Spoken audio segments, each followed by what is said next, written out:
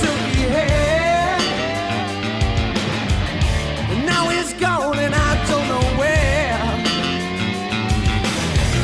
I think I see him on the beachy mountains, but that's not where he wants to be. He's headed down to the Steely Valley, trying to wipe the smile off of me. Sure hope he knows just what he's doing, 'cause I'm behind him all the way. And he's got guts, that freaky spider. He might not see another day, 'cause he was climbing those beachy mountains where it really shouldn't be. He's headed down to the Steely Valley, trying to wipe the smile off of me, off of me, off of me.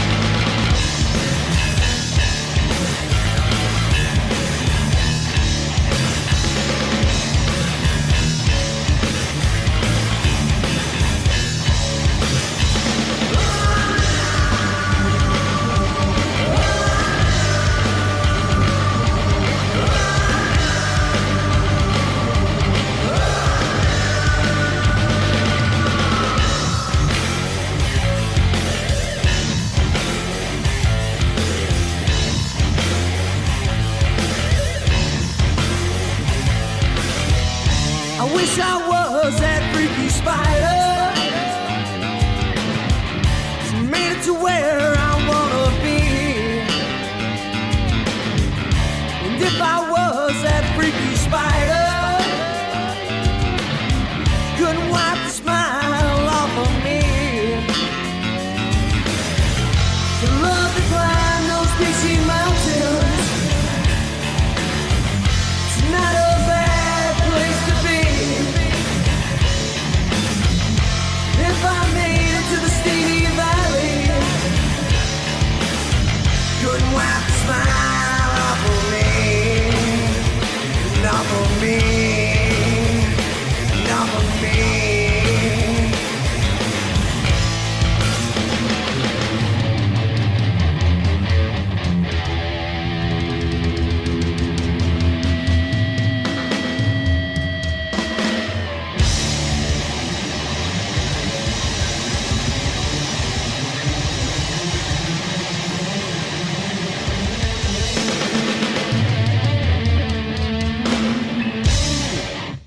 Okay, this is Jimmy Jive, and we're on location once again here in Livonia, Michigan, talking to the drummer and the bassist for the band Jackstand, which formed in 2012. These are guys that were originally together in a band called Bad Habit that ended in 82. So as you can tell, from 82 to 2012, big gap, and we'll get into that. But anyway, the two members are bassist John Isom and drummer Danny Smith. How you guys doing? Good, Jimmy. How you doing? I'm doing good. All right. Anyway, big gap between the two bands. You guys had personal lives, obviously family that you did, and job possibilities. And we won't go into that. We'll go into this. How did Jackstand come together? I mean, I know you guys know each other, Right. but the other guys weren't part of Bad Habit. So how did you form this? Did you put an ad out? How did you start that ad? Well, technically, me and John never lost touch. Right, I get that. No Bad Habit. Right. My son, it just turned on one of those. We did 3-piece reunions of Bad Habit. Blah, blah, blah. So just talking all the time. Well, it just turned out to be my son was getting married, and Victor was coming out from LA and said, "Hey, let's do some songs in the backyard at John's." So we get together, we rehearse, we do it, and it's a thing. After that, it's like me and John kind of like looked at each other like, should we just keep on doing it? Let's get the band back together. Yeah, but you didn't get the band back together. You formed another band. Right. How did you connect But with these just because guys? us two. No, I know you guys were the heart of it. You know what I mean? Oh, yeah. I understand that. Our driving force of it. Right. Right. So where did the other members come in? How did they come in, and who were the members? 'Cause I know the singer's gone, and you've got a new guy. But We've gone through several singers, but had a few guys come out, but basically we had one was this guy Brad Matheny and he had I can't remember Dale's keyboard player, and we've never really taken a shine keyboard Right. players, but it was a package, and so we'll give it a shot and whatever. It didn't sound half bad, and Brad's a heck of a guitar player, and what he was looking for was what we were looking for. So the thing is we don't need to be yet another cover or the new Soup du Jour's tribute band. But that wasn't even happening even back then. But we had got something together, and it just, he liked that we were going to write original material. Mm-hmm. We did work on, for a while, cover songs, just to get acquainted with each other. right, to get the blend of the band together. We Sure. did it. But when we had like a set together, and we kind of looked at each other, and it was just like, really, is this what we really want to do? And we said no. And in the interim, Dale, the keyboard player, had other interests, and then he moved on to what he wanted to do. So we were a three-piece. We worked in a few times. We worked a few guys in as rhythm guitar. Yeah. And either they just didn't work out musically or scheduling. It just didn't. Right, I understand. Yeah. But this guitarist you're talking about, you still haven't mentioned how you met him directly. In other words, Craigslist. So Craigslist. Yeah, You listened sorry. on Craigslist. Yeah. I was wondering because it was like back in the day with Metro Times or whatever. yeah. Craigslist. You jumped Okay. ahead a little bit. Okay, that's fine. No, that's fine. So you put an ad out on Craigslist, looking at that time just for guitarists, or were you looking for guitarists and vocalists? Yeah, totally. Yeah. Okay. Let it finish the band. You could go with a three-piece of And we guitarists could've. could sing. Yeah. We're not. You were doing some singing at Yeah, one point. yeah, Exactly. Punk rock's a little different than doing a little more intricate rock. You'd have a whole one note, basically the whole song. Right, I know, but going into this Yeah. and forming Jackstand Yeah. and getting a guitar player, you wanting to do it, was the idea to create something new, or was to Yeah. revitalize the same essence of Bad Habit? It was just taking the same formula, just in a whole different Musical way, right? way, right? The question I have for you about that is, why? Was it because of that big gap between Bad Habit and starting this, that your musical taste and what you wanted to do as far as musicians had vastly changed? Because I mean, the difference between the bands is amazing. No. I mean, the thing is that we like playing good hard music, and Something with substance. so yeah, and this Yeah.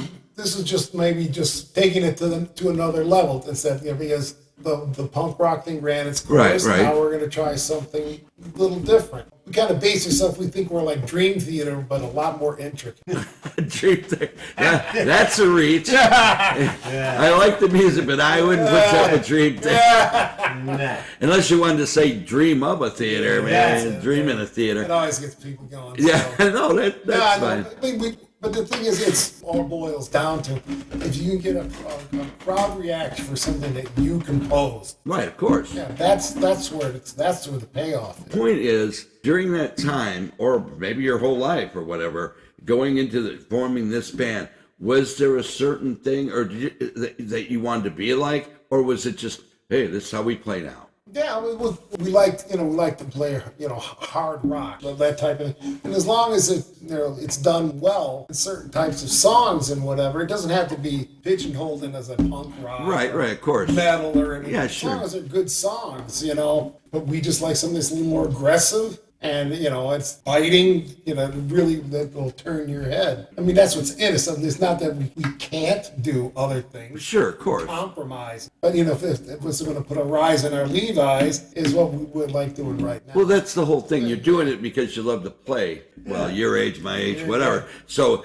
it's not like you formed a band saying, okay, we're in our 60s. We're going to get signed. We're going to go to LA again and do this whole thing. You're doing it for the love of playing music, playing out, people digging it, whatever. Yeah. So right off the bat, you're the drummer. Right off the bat, you're the bassist. You get a guitarist off of Craigslist. You mentioned just before this that you'd gone through several singers. Mm-hmm. How soon after you got this guitarist and basically had the core of the band, the three-piece, did you get your first singer? And how did that go? That was tough. I mean, you look at the criteria. I mean, here are guys that are in their 50s looking to go out there and play original rock. And then you get guys that come in who think they can sing or sort of sing. Right.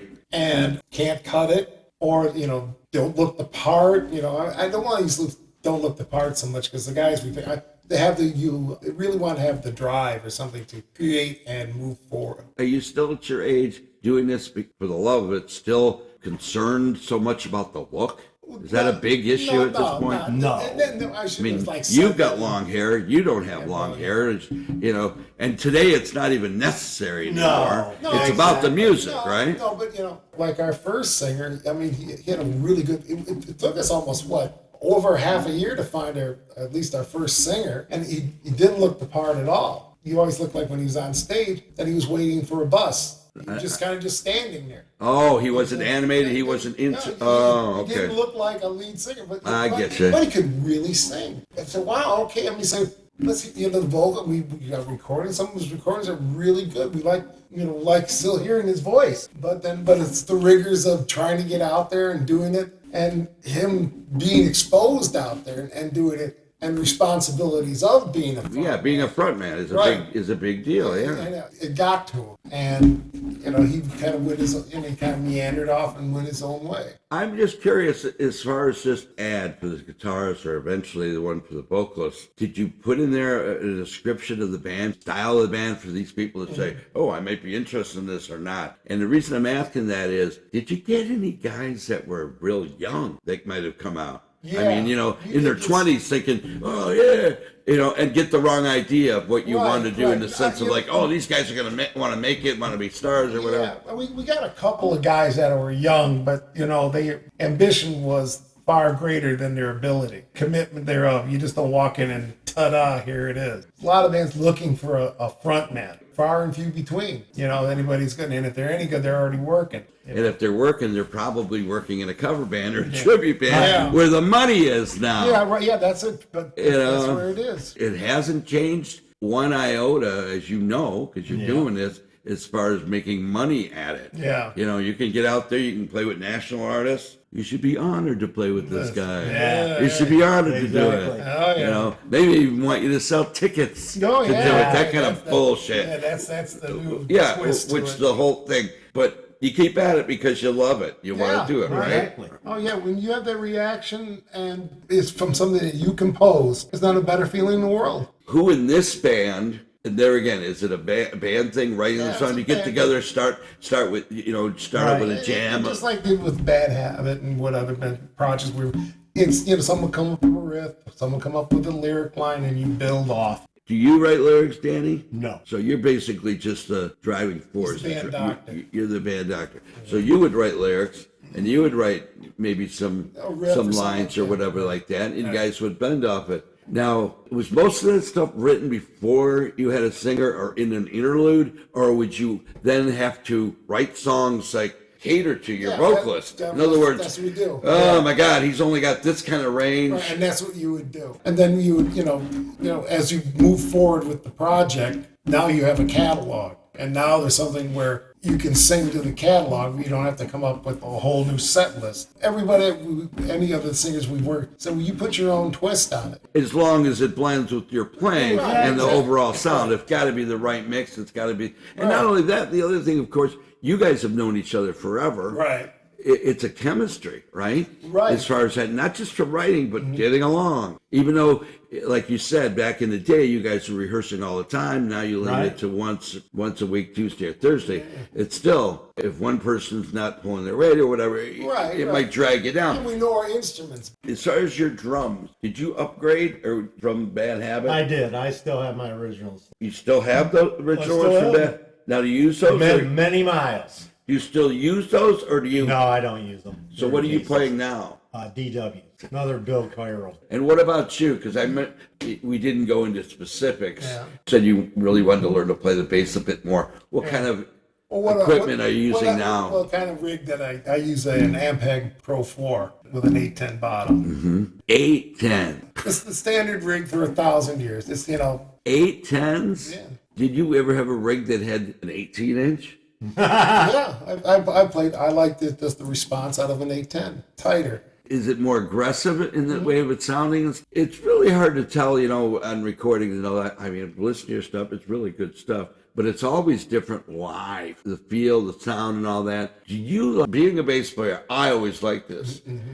And being the three-piece, you really had to hold the thing down. Do you like a more mid-range, low-end, or high-end sounding bass as far as stage and blending? I mean, I just like what I call the word, I like the gank. If I can get the gank out of that bass, the way that from you're playing an attack, it's like a blend of low mids, but you want to have that bright come in. It all depends on your playing style. Right, of course. And, of course, the kind of guitar you're using. Now, I use a Gibson Thunderbird it's an 89, and that's, the pickup configuration's a little different than what you start going into the mid-late 90s. Right. And, yeah, I get exactly the kind of sound I need for Jackstand. Not the kind you need even, but the kind you want, the kind of sound you want. Now, is that when you guys started this, the two of you needed a guitar player that was going to come in and obviously blend with that tonality that you had already decided you wanted, right? Yeah. What is he using? Because, I mean, Ampeg, I know you're talking Ampeg, obviously updated, but like you said, Ampeg goes way, way back. Right, and it was what most pros were using, especially in rock. Yeah. Most of the country artists were using PV rigs and whatnot because you could,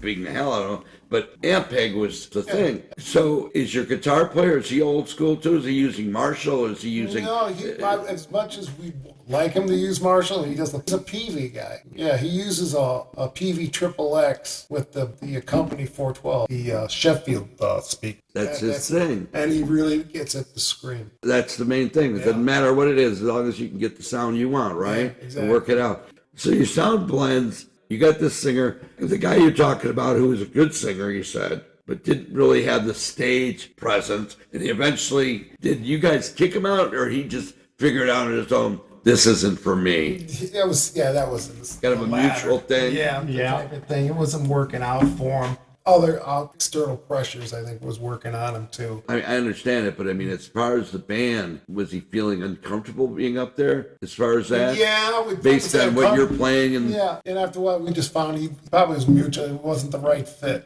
So, how long after him? Because you said you had several singers. Does your next singer come along? Yeah, we put on another ad. And right. How long did it take us to find? It wasn't really that long. Yeah, longer than the first one, but it wasn't. Put an ad out there. I'll just put it out there. Right, sure. I'll send them a little demo. And said, here, this is what we sound like. If you're interested, call me. Now, was this guy the one that was in the band the longest, or are we skipping through a few of them? This one, he's in the band the longest. Like I said, you guys started this in 2012. I know you, as recent as, 6 months ago or whatever, have a new singer. So he was in the band the whole time from 2012 up to that? No, there was another one after the second one. Oh, okay. Yeah. But was he the longest? Or? But listen, for the most performing, he was the one. Because the thing is, what really kind of took the wind out of Jackstand's sails, could be from a lot of other bands too, was COVID. So we were having momentum. We were doing a lot of shows. But when that hit, and then getting back up on the horse again. Yeah. Well, there again, you said COVID killed it for a lot of bands. It killed our momentum. And pushed it, hurt the clubs. First of all, after this long hiatus, you get this band together. Victor's not in the band. Glenn's not in the band. You got a whole new thing. How are you getting these gigs? Are you doing it yourself? Did you have somebody help you? Pretty much. And how difficult is that? Because you mentioned some of these places you're playing, open for national acts or doing whatever. How do you get, you don't make any money on, but how do you get these gigs? Is it calling a club and bugging them? Hey, man, we want to play. How do you do get that? In, and if you bring people, they're going to let you. Yeah. Right, but how do you guys, as a new band, start to build and bring people that in? That probably helped too. We were a new band. People were interested. You know what I'm saying? So we could get some people out there, not just our buddies and whatever, because we play enough out there so somebody gets a new band. Let's go check these guys out, Joe. These guys are good. Okay. So then you get the following. Now you're playing with a national act, and you got people coming. Right. You're on the bill. Is that difficult at first? Yeah. Totally unknown to go out there. Yeah. In other words, where did you first play? What Except was like- your first gig kind of to do I that? think with Simon's After Dark downriver, wasn't it? Could have been. Yeah, it was a small rock club. Is it Allen Park? Like a Lily's vibe. Right, I get you. But was it an actual gig or was it Yeah. an open mic? We did like 1 or 2 shows, and then they found out. Then we opened up for Molly Hatchet. Molly Hatchet. And where was that show at? At the Token. Yeah. Oh, okay. Yeah, so it was boom, boom, and then it started rolling like that. Right. And because we were older cats, we knew, Your seasons, you knew what you wanted to do. You had the we had tight it together. sound. We had good gear. We're not going up there. Right. Something that cobbled together. Yeah, I get you. We're seasoned, like you said. Yeah, yeah. And hey, you go out there, but you would get your money's worth out of it.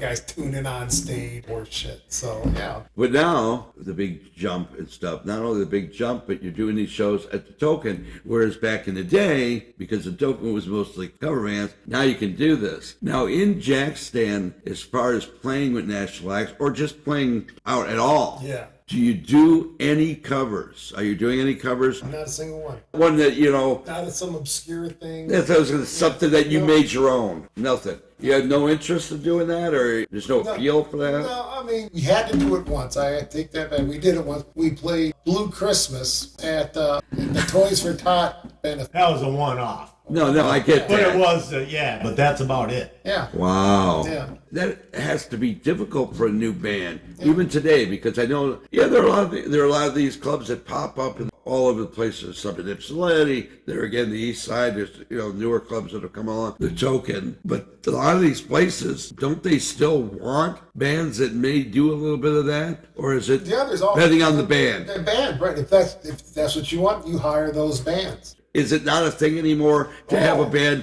that would do original material and covers? Do they not do that much anymore? As far as I know, I don't think it's like the one or the other. You mean put a twist on one or make Right. it your own type of thing? But Yeah. No, we write our own stuff. Never been out of the question though. Dad popped up and said, "Hey, I'd like to try this song," and John might come up with something, but nobody's pushing us to say get out of a cover tune. I'm just curious because, Angel City, I could see you guys doing an Angel City song, and I'm not talking about their early stuff, but they changed their tonality. Something like that where you have some kind of a kinship with. Yeah. But overall, of course, you could get out there and get gigs playing originals, whether you're getting paid or not. That's the better way to go, because you're going to have more fun doing it. And you're not going to get, and of course, the other thing about it, and I don't know if this comes into your mind at all, is that a lot of times when you're playing out, you probably know this as musicians, your biggest critics are other musicians. Oh yeah. So to play a cover song, Especially in Detroit. yeah, play a cover song, they're gonna, you played that wrong. You didn't do this. Whereas if it's original, Yeah, they will. they can't say. Yeah. They can say, "Oh, well, that was a little sloppy," Yeah, or I heard you song play that sucks. before, or the song sucks. But what do you care, right? Right. The point is, you're out doing what you really love to do. As far as that gig you're talking about, opening for Molly Hatchet, was that just a happenstance type of gig? How did you get that gig? How did you make that connection? When we did was it our first show? Yeah, we did a show. I don't know who we got on, but of course you're a new band. Yeah. And of course we haven't played together in a long time. Right. So now it's new. Everybody's interested, come out. Right. We had a great night. We had drew a lot of people. And it turned out that Molly Hatchet was coming by 2 weekends after that or whatever. We did a show after that show was at the Token too. Right. So John knew, okay, these guys draw. And then we did a show at the Ritz. And I remember that night, I told the guys, I said, hey, I talked to John. He wants us for Molly Hatchet. So then the guys were in there. So I said, hey, man, we're going to do that show, right? Let's move on to recording. How long ago did you record that, and where did you record that? Did you record that at your place, for example? Or did you go into an actual studio? That was recorded over with Charlie Block, wasn't it? Over his studio in Howell. Yeah, the Charlie Block of Mariner. We did all the tracks there. How did you hook up with him specifically to do that, as opposed to anybody else? Did you have a relationship with him from the Mariner days? Yeah. Did you No, know not him? from the Mariner days. No, from Jackstand. Yeah, Doing a couple shows. When we go back to the first show we did at the Token, we packed him in. Yeah. Well, his buddy Matt Braun, he was running sound for John. Okay. Because John wasn't there, you know what I mean? So Matt kind of ran the Right. show. Okay. Well, he had told Charlie about us. He says, hey, man, there's a new band, blah, blah, blah. And Matt gave us the Charlie. It's like, here's Charlie. And we were wanting to get into the studio. Right. So it was one of those, okay, here's my number. Call us up. Call me up. I'll take care of you guys. As far as that, facility-wise, studio-wise, was it up to what you hoped it would be as far as that? I mean, obviously, totally pro. He's a total pro right. and all that. Or did you have any other choices in mind? The reason I mentioned this is because a lot of the bands that I've interviewed artists, the other place that a lot of them has recorded over the years, and it's close, is Talent Live. Right. We recorded there. You recorded there. Our very first recordings. Okay. All right. Rick Young. Was there a reason, or was it just because you played this token show, this guy passed you on to Charlie Mariner, and it was a nice fit? I think we just decided we wanted to work with Charlie more. Now, was that based on his reputation, or had you heard anything he had done as far as other bands? And I'll say his reputation and stuff, and he seemed like a better fit for it. When you record in somebody like that studio, home studio, whatever you want to call it, right. Does he have a backline of equipment for you to use, or do you have to come in there, with your DWs, your rig and all that? You could probably come in. I don't think I've used both. Yeah, I think he has a bass rig, but I've always brought mine. Oh no, but bass rig's direct. The reason I'm saying that is that, somebody that has a studio like that, state of art, and he's got the experience he had, he can come and recreate your Ampeg tone or whatever without you doing it and make it easier for him. And it's all digital now too, right? Well, from our Bad Habit days to now, it's just, leaps and bounds different. The other thing I noticed on the album, and you may have already answered this, sounds like there's keyboards on it. Are there keyboards on it? Or is that guitar? That's guitar. Effect? That's guitar. So there's nobody playing keyboards on it at all. And I think you had also mentioned you really don't have any aspirations or needs at this point for a keyboard player. I'm not, sour to the fact, but it just never did anything for us. I mean, there's bands that need keyboards. They sound great. I mean, you listen to The Faces, or if you listen to, Deep Purple. That's an interesting, but it's not a direction that you want to go. Yeah, right. That's what I'm saying. Against it, it's just like it just never comes up. It just doesn't quite fit what your vision is for this band. Used to do it right. Right. Exactly. I mean, how you write a song too. You know what I mean, if you got a song and all of a sudden I'm listening to the song or playing it, we're rehearsing it, writing it, doing whatever, and I hear keyboard in it, right? This all of a sudden I go, wait a minute, guys, man, we should put this there. Or maybe Brad even doing something on his guitar. You can do that, but most of our stuff, it's not. But you mentioned earlier also, if you emphasize too much on that in the recordings, and then you can't pull it off live, you haven't got a keyboard player and all. You're really putting a demand on the guitars. The amazing thing with the guitars and the amps and the effects is they can do so much of that on it. You can have a horn part with a guitar or whatever. Do you use anything as far as effect on the bass? Echo or flange or that kind of stuff? Ever? Experimented with it. I've tried a little bit on it and stuff, but I just like the direct bass sound. I mean, I'm not opposed to it. That's just not my thing. I mean, I know there's guys who use all kinds of stuff, and I'm not that sharp. I'm having enough hard time with 4 strings. You like what you play, and you're comfortable with it, obviously. Exactly. Okay. What about you? How come you're not playing electronic drums? Yeah, right. With triggers. Yeah. No candy. Now, I haven't seen your kid, obviously. It's at the rehearsal. I see down here. Are you a single bass player, drummer? Did you ever use what they call the ghost pedal that would create that double rolling effect without having 2 bass drums? Did you ever use that at all? No. You just never really had it on. Are you more of a player as far as the rest of your drums? You tend to, like you said, in the early days, they needed somebody that would stay in the pocket. Yeah. Keep the boat moving. Is that more or less what you are now? Or do you trick out a little bit more? More now, just because of the fact that the music's a lot. That's what I'm saying. So you do have to stretch out more. But, not nothing crazy that won't fit John. Right. I just meant more or less live. What I mean by that is, you ever on the stage, I go, okay, we're going to have our drummer do a solo. Do you do any drum solo? I don't mean a 10-minute long drawn-out thing. Do you ever do any drum solo type interludes? Not really. At the end of some songs, but not per se. The big Hollywood ending kind of thing? Yeah, but nothing. Well, guys, this has been great. I learned a lot. I obviously wish you both and the band a lot of success. Thank you. Thank you, Jim.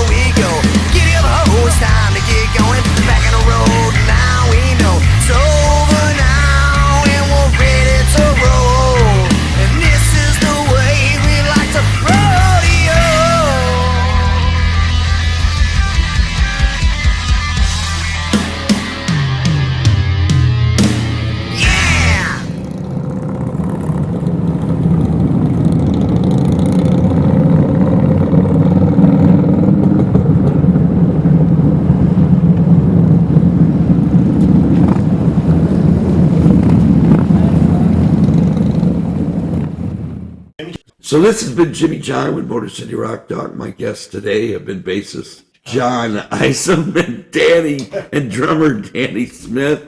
I want to thank you both for doing this. Thank you. Okay, that was Danny Smith and Chris Isom from Jackstand, who will be doing a gig on October 11th at Fireside Inn in South Redford. The address over there is 25044 Grand River Avenue, starting at 8 p.m. They will be playing with the Nasties and the Incurables, so you want to check that out. It's going to be a good rockin' time.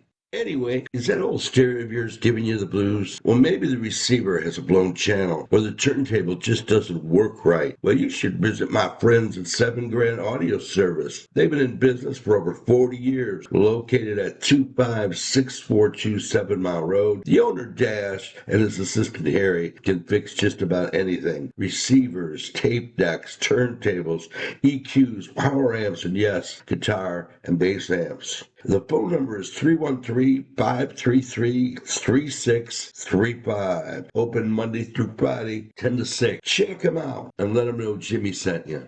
Well, anyway, as I like to always say, keep rocking.